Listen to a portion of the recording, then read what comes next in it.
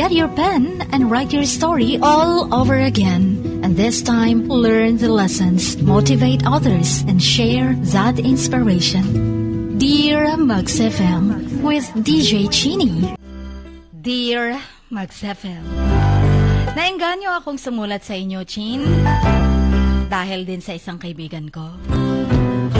At ang isa pang letter sender nyo, last January 2025, ay kapatid ko. I'm already a professional when I've known this story at ibabahagi ko sa inyo. Itago na lang natin siya sa pangalang Jack. Si Jack, nagising sa alarm niya na kailangan niya ng gumising. Nagbabadya, nag-aalarma, na kailangan niya ng kumayod. Pero pinatay niya lang to, bumalik sa pagtulog. Pero hindi na siya makatulog. Nirab niya yung eyes niya. Tiningnan ang paligid niya. Makalat na apartment. Maliit, madumi, mabaho. And then, he just sighed. Every day, ganon ang eksena niya. Another day, another peso in his pocket. Another miserable existence. Kailangan niyang bumangon. Kasi kung hindi siya makakain. Kung hindi siya kakayod. Tinignan niyang mukha niya in the mirror and barely recognized the person staring back at him. Malamlam na mga mata. Maputla na yung skin niya. Buhaghag ang buhok. Ganon lagi ang naging routine niya. Magkakape, and then he always caught himself just in time and let out a loud sigh. Laging napapabuntong hininga. That was his life. A never-ending cycle of misery and struggle. Jack's job, yung bang graveyard. Kulang na lang, ibig na siya sa hukay. Nagja-janitor sa isang korporasyon, nagsa-sideline sa isang prutasan. Tapos kung ano-ano mga pinag-uutos sa kanya, sideline niya din. Extra income. He felt that time he had no compassion, no creativity, and no sense of fulfillment. Day in and day out, ganun lang. It was just going through the motions. Paulit-ulit. To make matters worse, Jack's personal life was a disaster. Wala siyang mga kaibigan. Wala siyang pamilya. Oh, years ago may pamilya siya. Pero tinakwil siya. His family had disowned him. He was completely alone in the world with no one to turn to, no one to talk to, no one to care for him. Tapos lagi siyang nakatulala. Pag-uwi ng bahay, matapos ang mahabang trabaho, nakatulala siya sa kisame. And Jack couldn't help but feel like he was wasting his life. He was 30 years old that time. Tinatanong niya sarili niya ano bang na-accomplish niya. 30 years old na siya. A miserable existence, a dead-end job, and a complete lack of purpose or direction in life. The days turned into weeks, the weeks turned into months, and the months turned into years. Nanatiling ganun ang buhay ni Jack. Para bang ang kasakasama niya na lang sa apartment mga malalaking daga. He felt like he was drowning in a sea of despair with no lifeline in sight.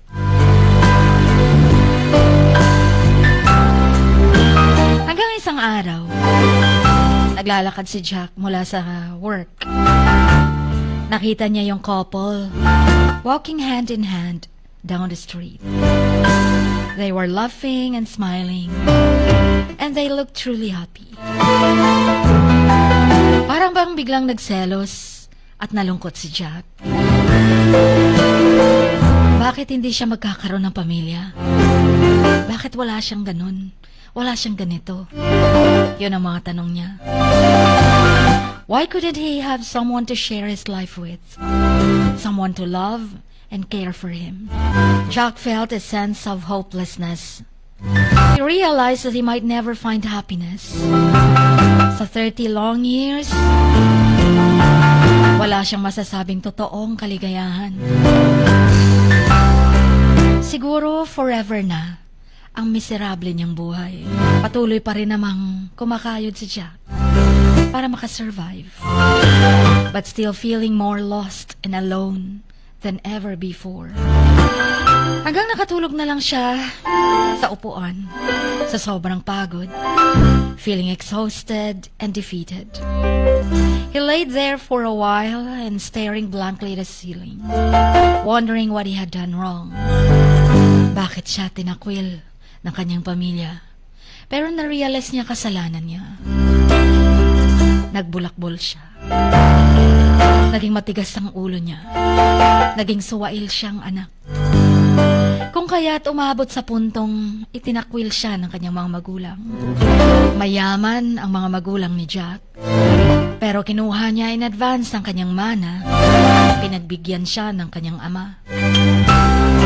Pero nilustay niya lang sa sugal. Sa bisyo niya. Wala na siyang maaasahan sa kanyang pamilya. Naglayas, bumalik, naglayas ulit. Hanggang sa isang araw, tuluyan na siyang itinakwil. Para daw matuto siya sa buhay.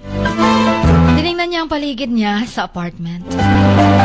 He looked at the dirty dishes in the sink, the piles of dirty laundry, mga basura niya, nagkalat lang. He felt so overwhelmed by the mess and the chaos of his life. And as he walked around sa munting apartment niya, nagsimula siyang magligpit. Hanggang nakita niya yung lumang photo album. Na halos nakalimutan na niya, may dala pala siyang mga pictures. He sat down and then tiningnan ang album. Looking at the old pictures of himself and his family. He remembered those happy times with his family. Maliit pa siya. Pero nag-teenager na siya, wala na siyang naalalang happiness kasama ang pamilya. Pero ang dami nilang naging bakasyon. May kaya sila sa buhay. Kaya ng kanyang mga magulang. Those holidays they had celebrated. Those happy times, vacations they had taken. He remembered his parents' smiles and their laughter. He realized that those happy times were gone. He was left with nothing but memories. He thought about his family had disowned him and how he was now alone in the world.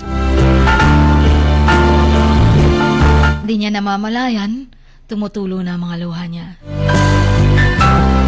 Feeling the weight of his loneliness. Tanong niya sa sarili niya, makakatagpo pa kaya siya ng totoong happiness muli?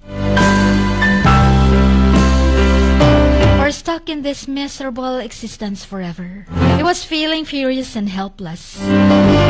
He thought about all the things he had done wrong, all the mistakes he had made, and all the opportunities he had missed.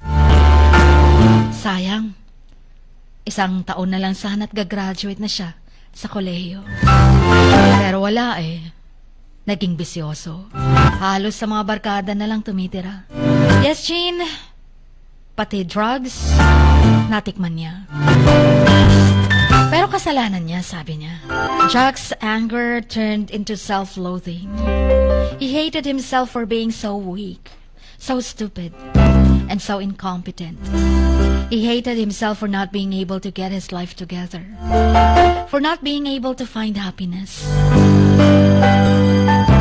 Hanggang yung pag-hate niya sa sarili niya, it turned to despair. He felt like he was at the end of his rope, like he had nowhere else to turn. He thought about ending it all, about just giving up at isurrender na ang buhay niya. nang matapos ng kalungkutan niya. But as he stood there, parang feeling niya, may naririnig siyang isang maliit na boses. Inside his head, a small, quiet voice, but it was there. And it was telling him to hold on, to keep going, to not give up. Yung walang-wala na ang pag-asa, gusto niya nang magpatiwakal. Jack listened to the voice and slowly he began to feel a sense of hope.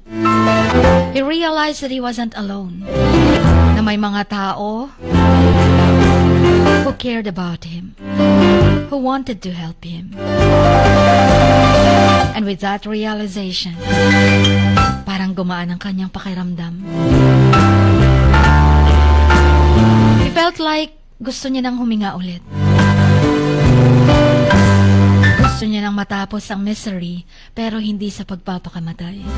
Nagkaroon ng pag-asa si Jack. May natagpuan siyang determination ulit. And he decided to take control of his life. He started by making a list of all the things he wanted to change. Then he began to take small steps towards making those changes. Meron siyang sense of hope na hindi niya na naramdaman for the longest time. And he realized that he had a choice to make. Nasa kanyang pagbabago kung gugustuhin niya. And so Jack started looking for another job sa isang internet cafe. And by the way, IT course kasi. Nung isang taon na lang na hindi niya ginraduate. Kaya may alam siya pagdating sa mga internet, sa computer, sa technology. And Jack started trying to meet new people. Nagsimula siyang maging palakaibigan, attended a few local events and gatherings.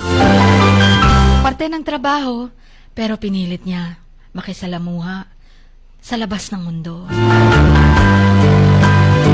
And finally, Jack started working on improving his living situation. He began by cleaning and organizing his apartment. And then he started looking for a new place to live. Lumaki-laki na din ang sahod niya. Nabibili niya din kahit papano ang mga gusto niya. Mga mamunting bagay lang. At binawasan niya ng pagbibisyo. Jack realized the sense of hope and optimism that he hadn't felt in years. He knew that he still had a long way to go. But he was excited for the journey. Hanggang sa may nakilala siyang babae. Itago natin sa pangalang Shirley.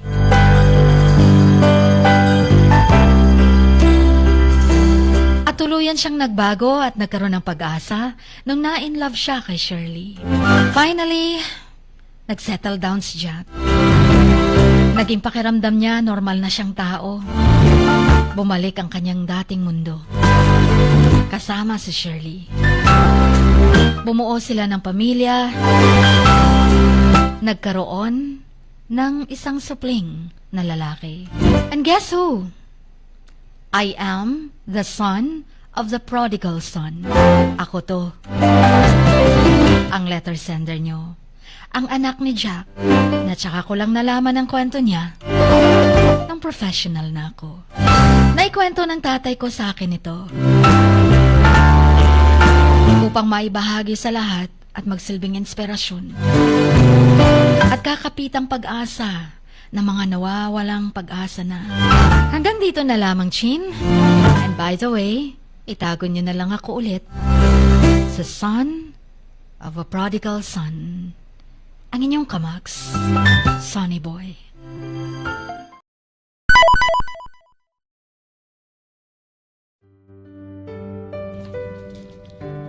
Sa bawat pagluha mo, may nakatagong kwento.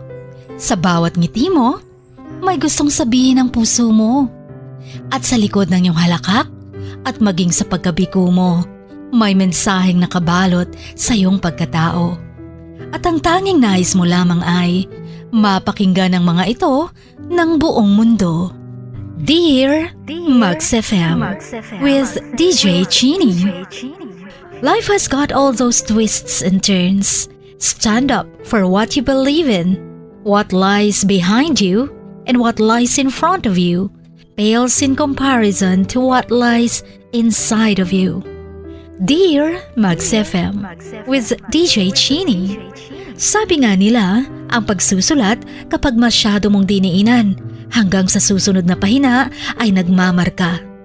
Katulad ng pagmamahal, kapag masyado mong ibinigay ang lahat, yung sakit na gawa ng nakaraan, dala pa rin hanggang kasalukuyan. Dear Max FM, you own your story and you are the author of your own book of life. Don't let others write your script, but let others hear your story and make them inspired. Kaya sumulat na, maging bahagi ng aming programa, Dear Max FM with DJ Chini, tuwing Lunes hanggang Biyernes, 1:00 hanggang 3:00 ng hapon sa Max News FM, Sock Sargent. Love, life, and lessons from the past, only at Dear Max FM with DJ Chini.